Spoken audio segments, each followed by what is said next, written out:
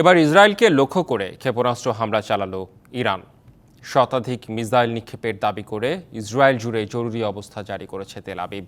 এদিকে দক্ষিণ লেবাননে ইরান সমর্থিত হেজবুল্লাহর বিরুদ্ধে ইসরায়েলি স্থল অভিযান শুরু করেছে তেল আবিব।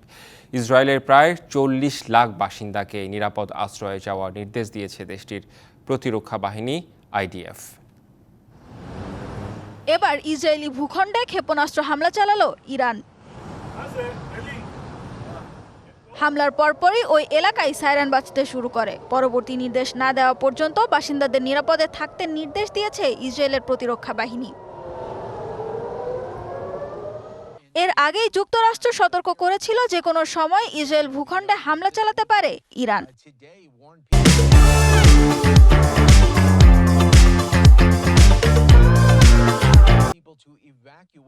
গেল 23শে সেপ্টেম্বর থেকে হেজবুল্লাহর বিভিন্ন স্থাপনা লক্ষ্য করে একের পর এক বিমান হামলা চালাতে থাকে নেতানিয়াহু বাহিনী। পরে মঙ্গলবার থেকে অপারেশন নর্দার্ন অ্যারোস নামে স্থল অভিযানে নেমেছে ইসরায়েলি বাহিনী। সীমিত পরিসরে এই হামলা চালানো হবে জানালেও লেবাননের 25টি গ্রাম খালি করার নির্দেশ দেয় আইডিএফ।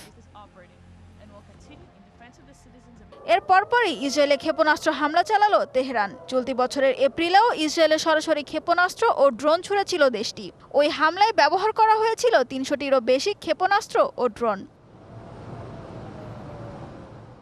ইসরায়েলে ইরানের নতুন করে হামলার ঘটনায় মধ্যপ্রাচ্যের আঞ্চলিক যুদ্ধ আটকানো অসম্ভব হয়ে পড়বে বলে মনে করছেন বিশ্লেষকরা। সানজিদা ইসলাম তন্নি, ডিবিসি নিউজ ডেস্ক।